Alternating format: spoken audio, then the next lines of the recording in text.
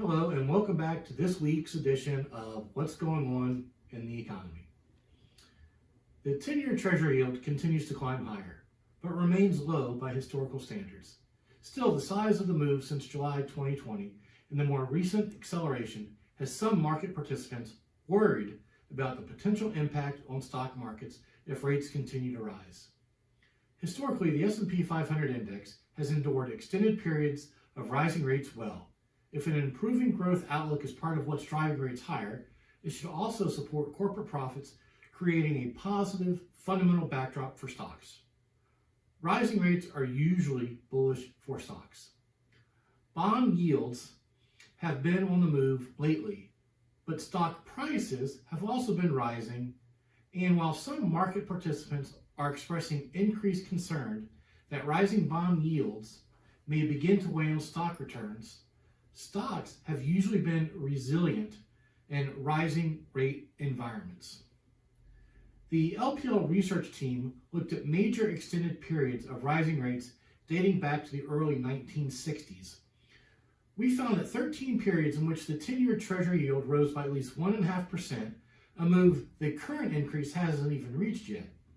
These rising rate periods lasted between 6 months and almost 5 years, with the average a little over 2 years. In nearly 80%, 10 out of 13 of the prior periods, the S&P 500 index posted gains as rates rose, as it has so far in the current rising rate period. In fact, the average yearly gain for the index during the previous rising rate periods, at 6.4%, is just a little lower than the historical average over the entire period of 7.1%, while rising rates have been particularly bullish for stocks since the mid-1990s. Not all rising rate periods are the same, though, and we believe stocks may tolerate the current rising rate period well. Below is a chart that will show you that information.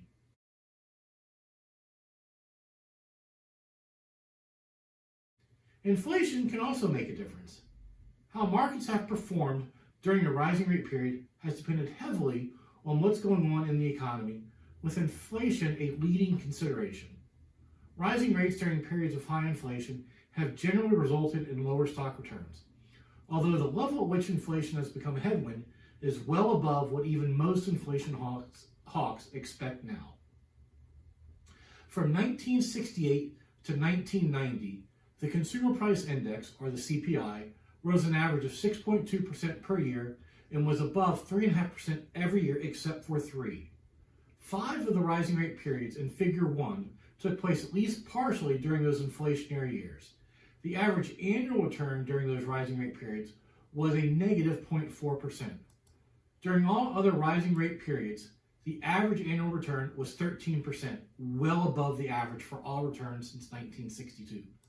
While inflation expectations are rising right now, CPI growth of even 2.5% at the end of the year would be an upside surprise based on median estimate of Bloomberg surveyed economists. For all the concerns about inflation, we are a long way from the 70s and 80s, as we're all very aware of. A steepening yield curve has been a good sign. The yield curve is the difference between what long-term and short-term interest rates are.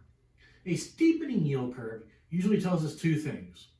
Economic growth expectations are picking up and pushing long-term rates higher, and the Federal Reserve probably is not pumping the brakes, hoping to keep short-term rates relatively low, which usually also means inflation is under control. During the 4 rising rate periods that saw the least yield curve steepening, as measured by the difference between the 10-year and the 3-month Treasury yields, the S&P 500 index returns were weaker than for a typical period, averaging an annualized return of 3.5%. In the 4 periods when the yield curve steepened the most, the S&P averaged an annualized 14.5% return. While yield curve steepening has not yet been dramatic enough to make its way into the top 4 periods historically, we have seen considerable steepening already. With the Fed likely on hold for some time, anchoring the short-term end of the curve, we expect that if rates continue to rise, it will come with further steepening. Some of that may be because of rising inflation expectations, but the main driver is likely to be an improved growth outlook. So the starting points. Rates have been rising, but they are still at historically low rates, with the 10-year Treasury yield at the end of February falling to the bottom 2% of all values dating back to 1962. While it's true that rates become a bigger burden for business, consumers, and governments as they rise, even at current and higher levels, rates are still attractive and can continue to support a robust economic rebound. Looking back again at the different rising rate periods, during the 4 periods with the highest initial 10-year Treasury yield, the S&P 500 averaged a 2.5% annualized return, while those with the four lowest initial yields averaging 15.4%. A lower initial yield likely reflects manageable inflation and a Fed that isn't tightening, but it also represents the added economic support of a still low cost of borrowing even as rates rise. The current rising rate environment looks positive for stocks. Rising interest rates have clearly been one of the reasons the S&P has consolidated since hitting its last all-time high on February the 12th. But it's important to look really at the bigger picture. Rising rates in general have not prevented stocks from advancing, and the current environment improves the odds that stocks will be able to continue to press higher. Rising rates are being driven in part by an improving growth outlook. Inflation, while normalizing, is still well below levels that have historically disrupted markets. The Fed remains supportive, and borrowing costs are still historically quite low. Every market environment is unique, but taking our cues from history, the economic fundamentals continue to look strong, and the current rising rate picture looks most similar to those periods of above average stock performance.